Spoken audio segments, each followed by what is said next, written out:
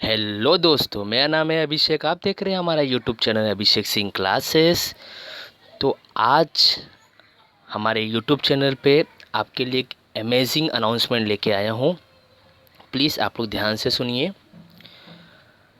Inter CA group 2 paper number 5 auditing and assurance का पूरे syllabus का आपको वीडियो अपलोड करके फ्री में मिलेगा।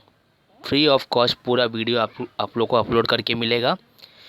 हम वीडियो में पूरा डिटेल्ड समझेंगे, याद भी करेंगे, एग्ज़ाम ओरिएंटेड ज़्यादा रहेंगे। हम लोग कॉन्सेप्ट को समझेंगे, सब चीज़ करेंगे। हम लोग इधर आरटीपी करेंगे, एमटीपी करेंगे। कोई इम्पोर्टेंट अनाउंसमेंट आया आईसीआई का, वो भी आपको इस चैनल पे मिल जाएगा। सो सेकंड बेनिफिट ये है, हम मैक्सिमम कवर करेंगे आईसीआई के स्टडी मटेरियल से। जितना भी कॉन्सेप्ट हम ऑडिटिंग का करेंगे, हम सब कॉन्सेप्ट कवर करेंगे आईसीआई के स्टडी मटेरियल से। उससे आपको बेनिफिट क्या मिलेगा?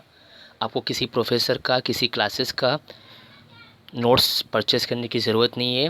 अपना मनी वेस्ट आप लोग मत करो। जितना भी आप लोग मनी वेस्ट करते हो ऑडिटिंग का लेक्चर परचेस करने के लिए, जहाँ तक मुझे पता है 4000 5000 मिनिमम है, उतना आप लोग पे करते हो।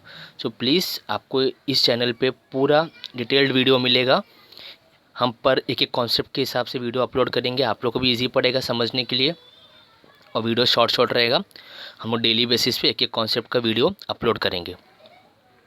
सो आप लोग इसके लिए चैनल को सब्सक्राइब कर लो कि आने वाले डेली बेसिस पे जितना वीडियो मैं अपलोड करूँगा उसका नोटिफिकेशन आपको मिलता रहे। सेकेंड इम्पॉर्टेंट चीज़ कैसा है, हम लोग जितने भी स्मॉल कॉन्सेप्ट को कवर करेंगे, एक एक कॉन्सेप्ट का वीडियो अपलोड करते रहेंगे डेली बेसिस पे।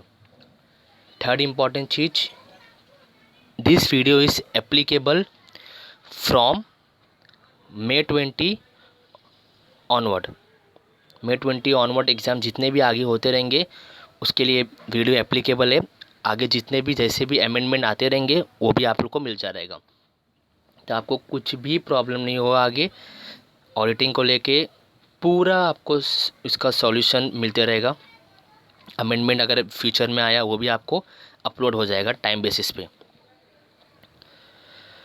और सेकंड चीज़, अगर मुझे कहीं लगा मॉड्यूल में बराबर कॉन्सेप्ट नहीं दिया है तो मैं अपना खुद का हैंड रिटन नोट्स बनाऊंगा। उसका लिंक आपको डिस्क्रिप्शन में मिल जाएगा। हम लोग हैंड रिटन नोट्स से करेंगे, लेकिन मैक्सिमम मैं ट्राई करूँगा जितने भी इंपॉर्टेंट चीज़ हो, जहाँ भी कॉन्सेप्ट आईसीआई ने अच्छे से एक्सप्लेन किया है, हम लोग स्टडी मटेरियल से ही कवर करेंगे। Okay, so without wasting more time let's get started. So आप स्क्रीन पे देख सकते हो, आज हम स्टार्ट करने वाले ऑडिटिंग एंड एश्योरेंस का चैप्टर नंबर 1। चैप्टर नंबर 1 का नाम क्या है? Nature, objective and scope of audit. क्या नाम है? Nature, objective and scope of audit. तो धीरे धीरे हम लोग एक एक कॉन्सेप्ट कवर करेंगे और आपको वीडियो उसका डेली बेसिस पे मिलते रहेगा। सो हम स्टार्ट करते हैं। पहले हम लोग कवर करते हैं meaning and definition of auditing. So आप लोग सोचते होंगे सर विदाउट सब्जेक्ट का मीनिंग बताते हुए सीधा कॉन्सेप्ट पे आ रहे। आप लोग टेंशन मत लो, आपको सब चीज़ आपको धीरे धीरे मैं एक्सप्लेन करते रहूँगा। सो मेन मुद्दे पे आते हुए, मेन कॉन्सेप्ट पे आने से पहले हम जानना चाहते हैं कि ऑडिट का मतलब क्या होता है। जनरली अगर हमसे कोई पूछता है कि ऑडिट क्या होता है, तो हम उनको जो सिलेबस में हमारे लिखा है, हमारे कॉन्सेप्ट बुक में लिखा है ऑडिट का मीनिंग डेफिनेशन, हम उनको याद करके बता देते हैं। लेकिन उन सामने वाले को क्लियरली समझ में नहीं आता। अगर सामने वाला आपसे पूछेगा कि एक सिंपल हिंदी में एक लाइन में आप मुझे एक्सप्लेन कर दो कि ऑडिट का मतलब क्या होता है, तो आप उनको सिर्फ एक ही लाइन बोलो। ध्यान से सुनना मैं क्या बोलने वाला हूँ। ऑडिट का मतलब होता है कोई भी काम उसके बनाए गए तरीके से हुआ है या नहीं, उसे चेक करने को ही हम ऑडिट कहते हैं। Once again I am repeating, कोई भी काम उसके बनाए गए तरीके से हुआ है या नहीं, उसे चेक करने को ही हम ऑडिट कहते हैं। फॉर एग्ज़ाम्पल, अगर कंपनी में या फिर पार्टनरशिप फर्म में कोई रूल्स एंड रेगुलेशन बनाए, कॉर्पोरेट बॉडी में कोई रूल्स एंड रेगुलेशन बनाए, तो उसे हम फॉलो कर रहे हैं या नहीं, उसको जब हम चेक करेंगे उसको ही कहते हैं हम ऑडिट। सिंपल लैंग्वेज में ये एकदम देसी भाषा है, कोई भी समझ जाएगा। कोई भी काम उसके बनाए गए तरीके से हुआ है नहीं, उसे हम कहते हैं, उसे चेक करने को हम कहते हैं ऑडिट। सेकेंड इंपॉर्टेंट चीज़ मेन सिलेबस से आने से पहले कि सर ये ऑडिट जो वर्ड है ये कहाँ से डिराइव हुआ है। Audit is derive from the Latin word audire. Latin word से आया, क्या नाम है, ऑडायर। उसका मीनिंग होता है which means to hear. Audit is derive from the Latin word audire which means to hear. अभी हम धीरे धीरे ग्रीन बॉक्स में जितने भी मेन डेफिनेशन है उसको हम पूरा याद करेंगे, उसका एक एक वर्ड को पकड़ के उसका डीप में एनालिसिस करेंगे और आगे बढ़ेंगे। क्योंकि अगर बेस हमारा स्ट्रॉन्ग रहेगा, ऑडिटिंग का मीनिंग, ऑडिटिंग का डेफिनेशन स्ट्रॉन्ग रहेगा, तो आगे हमें तकलीफ़ नहीं होगा। पढ़ते डेफिनेशन में क्या लिखा है। An audit is independent examination of financial information of any entity, whether profit oriented or not, and irrespective of its size or legal form, when such an examination is conducted with a view to expressing an opinion thereon। Please और आगे start करने से पहले मैं आपको बता देता हूँ, ये ICAI का स्टडी मटेरियल है, इसका पूरा कॉपीराइट ICAI को जाता है। इसको मैं सिर्फ यूज़ कर रहा हूँ पढ़ाने के मकसद से, मेरा और भी कुछ भी इंटेंशन नहीं है। इसका पूरा कॉपीराइट ICAI के पास है, the institute of chartered accountant of India. इसको मैं सिर्फ यूज़ कर रहा हूँ टीचिंग पर्पज़ के लिए। ओके, हम क्या डेफिनेशन में क्या लिखा है। An audit is independent examination of financial information of any entity, whether profit oriented or not, and irrespective of its size or legal form, when such an examination is conducted with a view to expressing an opinion thereon। अब हम लोग ने एक बार read कर लिया, अब हर एक word का धीरे धीरे हम मतलब समझते हैं, एक एक वर्ड का धीरे धीरे। तो पहला वर्ड क्या है, an audit is independent examination. अभी अगर इंडिपेंडेंट वर्ड आया, जो जनरली हमारे दिमाग में क्या आता है, मतलब कोई इन्फ्लुएंस नहीं होना चाहिए, कोई बायसनेस नहीं होना चाहिए। जनरली हमें ये पता है इंडिपेंडेंट का मतलब ये होता है। लेकिन अगर ऑडिटिंग के हम लोग लैंग्वेज में पढ़ेंगे तो इंडिपेंडेंट को ऑडिट में दो पार्ट में डिवाइड किया गया। पहली बात, इसके बाद इंडिपेंडेंट का मतलब डायरेक्टली पेज नंबर 24 पे गया है। आप वहाँ जाएंगे डायरेक्टली पेज नंबर 24 पे, वहाँ से हम लोग पढ़ेंगे। प्लीज़ आप लोग भी इसी सीक्वेंस में पढ़ना जैसे मैं पढ़ा रहा हूँ, तो आपको तकलीफ भी नहीं होगा। डायरेक्टली हम लोग इंडिपेंडेंट के वर्ड का मतलब जानने के लिए हम लोग डायरेक्ट पेज नंबर 24 पे आते हैं। ये देखो, आप लोग ध्यान जैसे दे सकते हो, यहाँ लिखा है इंडिपेंडेंस दो टाइप में डिवाइड है। पहला टाइप क्या है, इंडिपेंडेंस ऑफ माइंड, और दूसरा है इंडिपेंडेंस इन अपीयरेंस। तो पहले हम इंडिपेंडेंस ऑफ माइंड समझते। The state of mind that permits the provision of an opinion without being affected by influence, allowing an individual to act with integrity and exercise objectivity and professional skepticism। मतलब जब भी auditor client का audit करने जाता है तो उसके दिमाग में इंडिपेंडेंस होनी चाहिए, मतलब एक कोई बायसनेस नहीं होना चाहिए। Without being affected by influence, allowing an individual to act with integrity। Integrity का सिंपल मतलब है ऑनेस्टी होनी चाहिए। एक्सरसाइज ऑब्जेक्टिविटी, ऑब्जेक्टिविटी मतलब कोई बायसनेस नहीं होनी चाहिए, कोई इन्फ्लुएंस नहीं होना चाहिए। एंड प्रोफेशनल स्केप्टिसिज्म, ये वर्ड थोड़ा इसके बारे में हम लोग डिटेल में आगे पढ़ेंगे, शॉर्ट नोट एग्जाम में आएगा। प्रोफेशनल स्केप्टिसिज्म अभी के लिए सिर्फ समझ लो, उसका मतलब होता है क्वेश्चनिंग माइंड, बीइंग अलर्ट, मतलब हमारे दिमाग एक क्वेश्चनिंग माइंड होना चाहिए, हमेशा क्वेश्चनिंग माइंड पूछना, हमें क्वेश्चन पूछना चाहिए।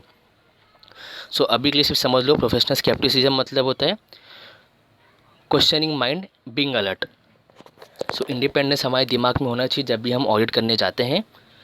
और एक इंटीग्रिटी, ऑनेस्टी होना चाहिए। ऑनेस्टी का मतलब doing the right thing even if no one is watching. अगर कोई हमें नहीं भी देख रहा है फिर भी हम अपने हिसाब से, इंडिपेंडेंस के हिसाब से काम करेंगे। ऑब्जेक्टिविटी होना चाहिए, कोई बायसनेस नहीं होना चाहिए। और प्रोफेशनल स्केप्टिसिज्म होना चाहिए, इट मीन्स क्वेश्चनिंग माइंड हमारे दिमाग में होना चाहिए। सेकेंड टाइप है इंडिपेंडेंस का, independence in appearance.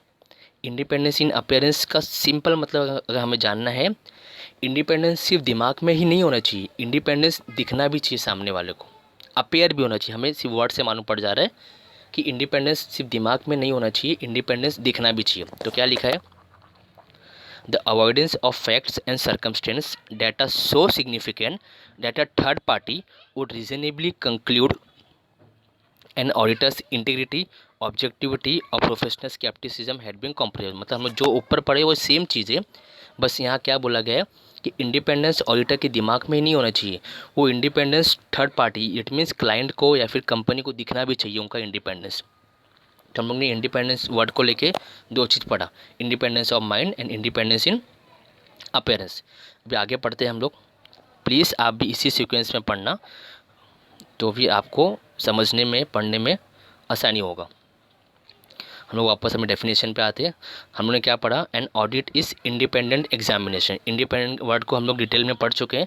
Independence of mind होता है, इंडिपेंडेंस इन अपीयरेंस होता है। इंडिपेंडेंट वर्ड को लेके शॉर्ट नोट पूछ सकते कि राइट इन शॉर्ट नोट और इंडिपेंडेंस, तो आप लोग एक्सप्लेन करोगे डेफिनेशन के साथ में, और दो type independence of mind and independence in appearance explain कर दोगे। तो आगे क्या है, an audit is independent examination of financial information. अब हमें पढ़ना है फाइनेंशियल इंफॉर्मेशन क्या होता है। सो एक मिनट, फाइनेंशियल इंफॉर्मेशन के बारे में इसका मतलब जानने से पहले हमें एक कॉन्सेप्ट जानना पड़ेगा।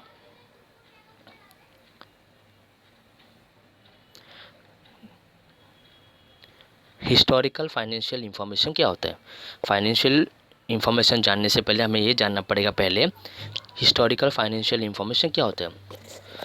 आप सोचोगे फाइनेंशियल इंफॉर्मेशन सर को पढ़ाना चाहिए, लेकिन सर तो हिस्टोरिकल फाइनेंशियल इंफॉर्मेशन पढ़ा रहे, क्योंकि जब हम फाइनेंशियल इंफॉर्मेशन का डेफिनेशन पढ़ेंगे उसमें ये वर्ड है हिस्टोरिकल फाइनेंशियल इंफॉर्मेशन, तो हम उसको अभी जान लेते हैं उसका मतलब क्या होता है।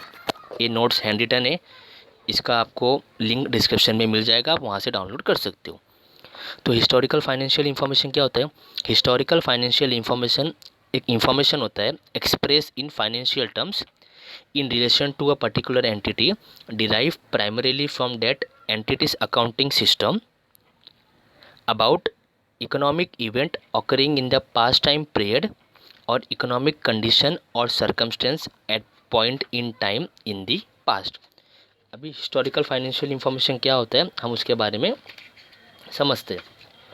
तो हिस्टोरिकल फाइनेंशियल इंफॉर्मेशन एक इंफॉर्मेशन है जिसको एक्सप्रेस करते हैं हम फाइनेंशियल टर्म्स, मतलब हम नंबरिंग में प्रॉफिट एंड लॉस अकाउंट बनाते हैं, हम बैलेंस शीट बनाते हैं तो नंबरिंग में करते हैं, उसको हम एक्सप्रेस करते हैं फाइनेंशियल टर्म्स में। In relation to a particular entity, किसी सिंगल एंटिटी का हम फाइनेंशियल इंफॉर्मेशन को एक्सप्रेस करते हैं फाइनेंशियल टर्म्स में।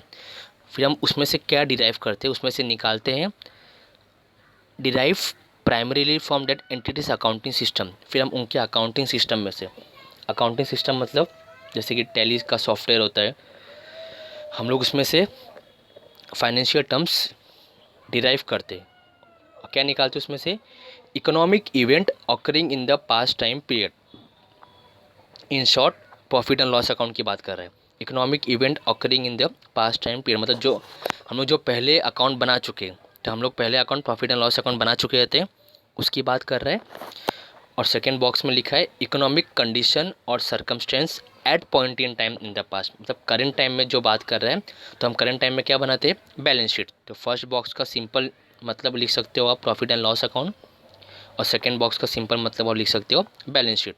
तो हिस्टोरिकल फाइनेंशियल इंफॉर्मेशन का पूरा एक्सप्लेन करना है, तो क्या बोल रहे हैं, हिस्टोरिकल फाइनेंशियल इंफॉर्मेशन एक इंफॉर्मेशन होता है जिसको हम एक्सप्रेस करते हैं फाइनेंशियल टर्म्स में in relation to a particular entity derived primarily from that entity's accounting system about economic event occurring in the past time period or economic condition or circumstance at point in time in the past। First box का simple मतलब होता है profit and loss account, जो भी economic event होते हैं, जो भी डेटा होते हैं, और सेकेंड बॉक्स का मतलब होता है बैलेंस शीट। तो हम हिस्टोरिकल फाइनेंशियल इंफॉर्मेशन पढ़ चुके हैं। अब हम जाते हैं अपना जो डेफिनेशन का सेकेंड वर्ड था फाइनेंशियल इंफॉर्मेशन, उसका मतलब क्या होता है। सो फाइनेंशियल स्टेटमेंट क्या होता है, तो फाइनेंशियल स्टेटमेंट एक क्या है, a structured representation of historical financial information. देख सकते हो आप फाइनेंशियल स्टेटमेंट के डेफिनेशन में वर्ड हिस्टोरिकल फाइनेंशियल इंफॉर्मेशन आया, इसलिए हम लोग पहले क्या पढ़े थे, हिस्टोरिकल फाइनेंशियल इंफॉर्मेशन क्या होता है? तो a structured representation of historical financial information intended including related notes intended to communicate an entity's economic resources or obligation at point in time or changes therein for a period of time in accordance with the financial reporting framework तो क्या लिखा है इसमें? Financial statement एक structured representation होता है historical financial information जो हम लोग बनाते हैं प्रॉफिट एंड लॉस अकाउंट और बैलेंस शीट, उसके पूरे डेटा को एक प्रेजेंटेशन करेंगे इंक्लूडिंग क्या होता है रिलेटेड नोट्स। जनरली आप सुने होंगे हम लोग बोलते हैं कि notes to account are the part of financial statement, इसलिए हम लोग बोलते हैं कि notes to account are the part of financial statement. Second box में लिखा है intended to communicate an entities economic resources मतलब एसिड्स की बात कर रहे हैं और ऑब्लिगेशन मतलब लाइबिलिटी की बात करें at a point in time और changes therein for a period of time, जो भी चेंजेस आएंगे प्रॉफिट एंड लॉस अकाउंट का एंड बैलेंस शीट में उसकी बात कर रहे हैं। किसके हिसाब से होना चाहिए? In accordance with the financial reporting framework अभी हमें एक नया वर्ड मिल गया। अब फाइनेंशियल रिपोर्टिंग फ्रेमवर्क क्या होता है? ध्यान से रखो, लिंक बनाए रहो। हम लोग सिर्फ अभी तो मीनिंग पढ़ रहे हैं ऑडिट का, हम लोग इंडिपेंडेंट पढ़ चुके हैं। हम लोग ने फाइनेंशियल इंफॉर्मेशन पढ़ने से पहले हिस्टोरिकल फाइनेंशियल इंफॉर्मेशन जाना, अब उसके बेस पे हम क्या पढ़ रहे हैं? Financial statement. तो जब हम फाइनेंशियल स्टेटमेंट पढ़ रहे थे हमें एक और नया वर्ड मिल गया, फाइनेंशियल रिपोर्टिंग फ्रेमवर्क क्या होता है।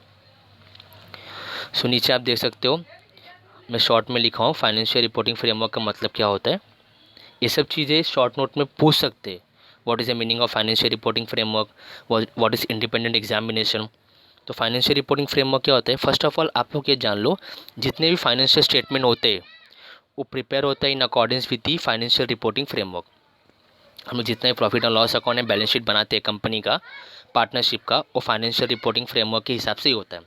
अब मेन मुद्दा है फाइनेंशियल रिपोर्टिंग फ्रेमवर्क सर मतलब क्या होता है, हमें वो समझ में नहीं आया। तो सेकेंड बुलेट पॉइंट देखो, it is a set of criteria used to determine measurement, recognition, presentation and disclosure of all material item appearing in the financial statement। Example नीचे लिखा है, जैसे यूएसए में फाइनेंशियल रिपोर्टिंग फ्रेमवर्क मतलब gap होता है, generally accepted accounting principle. India में हम फॉलो करते एएस, अभी आपको समझ में आ गया होगा। In short financial reporting framework को हम का दूसरा नाम एएस है, अकाउंटिंग स्टैंडर्ड। जब भी हम लोग अपना profit and loss account and balance sheet बनाते हैं तो हम एएस को ध्यान में रखते हुए सब रूल्स एंड रेगुलेशन डिस्क्लोजर करते हैं। तो फाइनेंशियल रिपोर्टिंग फ्रेमवर्क मतलब एएस ही होता है, लेकिन हम लोग ऑडिट में accounting standard as word use नहीं करते, इसलिए हम उसकी जगह पे कौन सा वर्ड यूज़ करते हैं? Financial reporting framework. Hope so तुमको समझ में आ गया होगा। फाइनेंशियल रिपोर्टिंग फ्रेमवर्क को हम दूसरे लैंग्वेज में बोल सकते हैं एएस। तो हम एएस के हिसाब से हम मेजरमेंट करेंगे, रिकॉग्निशन करेंगे, प्रेजेंटेशन करेंगे, डिस्क्लोजर करेंगे जितने भी मटेरियल आइटम होते हैं फाइनेंशियल स्टेटमेंट में। वैसे ही यूएसए में गैप होता है, जनरली एक्सेप्टेड अकाउंटिंग पॉलिसी, ऐसे इंडिया में एएस होता है। अब इसके बाद एक कॉन्सेप्ट और आता है, एप्लीकेबल फाइनेंशियल रिपोर्टिंग फ्रेमवर्क क्या होता है, वो थर्ड चार्ट में हम देखेंगे, थर्ड पेज पे। एप्लीकेबल फाइनेंशियल रिपोर्टिंग फ्रेमवर्क क्या होता है? अभी हम लोग ने पढ़ा फाइनेंशियल रिपोर्टिंग फ्रेमवर्क। अब एक और कॉन्सेप्ट आता है एप्लीकेबल फाइनेंशियल रिपोर्टिंग फ्रेमवर्क। वो एक फाइनेंशियल रिपोर्टिंग फ्रेमवर्क ही होता है, लेकिन adopted by management and where appropriate those charged with governance. अब मैनेजमेंट का मतलब क्या होता है, दो चार्ज विद गवर्नेंस का मतलब क्या होता है, हम आगे जैसे ही बढ़ते रहेंगे उसका मतलब जानते रहेंगे। In the preparation and presentation of financial statement and that is acceptable in the view of the nature of the entity and the objective of the financial statement or that is required by law or regulation। in short applicable financial reporting framework का मतलब होता है कि जो भी financial reporting framework, जो भी as हम लोग ने फॉलो किया है वो मैनेजमेंट एडॉप्ट कर रहे हैं और उसको एक्सेप्ट कर रहे हैं अपने एंटिटी के हिसाब से, अपने एंटिटी के ऑब्जेक्टिव को अचीव करने के हिसाब से, या फिर कोई अगर लॉज एंड रेगुलेशन है उसके हिसाब से। तो इसका ये हो गया एप्लीकेबल फाइनेंशियल रिपोर्टिंग फ्रेमवर्क का मतलब। एक स्मॉल कॉन्सेप्ट कभी कभी एमसीक्यू में या फिर शॉर्ट नोट में पूछ सकते हैं कि फाइनेंशियल स्टेटमेंट का कंपोनेंट क्या है। फाइनेंशियल स्टेटमेंट का कंपोनेंट क्या है? तो पहला आता है बैलेंस शीट आता है, second statement of profit and loss account, third cash flow statement, fourth notes to account. फिर से वन सेकेंड हम लोग याद करते हैं। पहला क्या है? बैलेंस शीट, दूसरा statement of profit and loss account, third cash flow statement and fourth notes to account. कभी कभी एमसीक्यू में पूछते हैं notes to account are also known as, तो ब्रैकेट में देखो लिखा है summary of significant accounting policy and other explanatory information. तो नोट्स टू अकाउंट का दूसरा नाम क्या है? Summary of significant accounting policy and other explanatory information. जैसे आपको पता ही है अभी ऑडिटिंग में एमसीक्यू आ गया है, तो फिर ये सब पूछ सकते हैं नोट्स टू अकाउंट का टेक्निकल नाम क्या है, तो हम लोग जान चुके हैं। तो हम लोग फाइनेंशियल स्टेटमेंट का कंपोनेंट जान चुके हैं। इधर हम लोग ने एप्लीकेबल फाइनेंशियल रिपोर्टिंग फ्रेमवर्क क्या है वो जान चुके हैं। हम लोग ने फिर पढ़ा था कि फाइनेंशियल स्टेटमेंट क्या होता है, इसके नीचे पढ़े थे फाइनेंशियल रिपोर्टिंग फ्रेमवर्क क्या होता है और हिस्टोरिकल फाइनेंशियल इंफॉर्मेशन क्या होता है। ये सब हम लोग क्यों पढ़ रहे हैं? क्योंकि ऑडिट के डेफिनेशन में फाइनेंशियल इंफॉर्मेशन वर्ड आया था। फाइनेंशियल इंफॉर्मेशन पढ़ने से पहले हमको हिस्टोरिकल फाइनेंशियल इंफॉर्मेशन पढ़ना पड़ा, उसके बेस पे हम फाइनेंशियल स्टेटमेंट पढ़े, फिर हम लोग ने धीरे धीरे फाइनेंशियल रिपोर्टिंग फ्रेमवर्क पढ़ा, फिर एप्लीकेबल फाइनेंशियल रिपोर्टिंग फ्रेमवर्क पढ़ा, फिर फाइनेंशियल स्टेटमेंट का कंपोनेंट पढ़ा। ये सभी चीज़ आप लोग डिस्क्रिप्शन के लिंक से डाउनलोड करके पूरा लिख लो। आप लोग इस पर शॉर्ट नोट एमसीक्यू पूछ सकते हो। ये सब मॉड्यूल में नहीं दिया है, लेकिन ये सब पास्ट एग्ज़ाम में पूछा गया है। What is the meaning of independent examination, historical financial information क्या होता है, फाइनेंशियल रिपोर्टिंग फ्रेमवर्क मतलब क्या होता है, फाइनेंशियल स्टेटमेंट का कंपोनेंट मुझे एक्सप्लेन करो, नोट्स टू अकाउंट का टेक्निकल नाम क्या मुझे एक्सप्लेन करो। सो आप लोग अच्छे से कर लो। हम वापस अपने मेन कॉन्सेप्ट पे आते, डेफिनेशन पे। An audit is independent examination. हम इंडिपेंडेंट का मतलब जान चुके हैं। किसका? फाइनेंशियल इंफॉर्मेशन, वो भी हम पढ़ चुके हैं।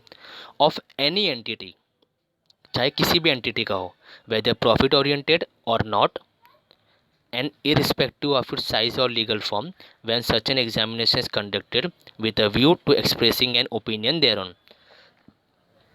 जो हम ऑडिट करते हैं उसका इंडिपेंडेंट एग्जामिनेशन करेंगे। किसका?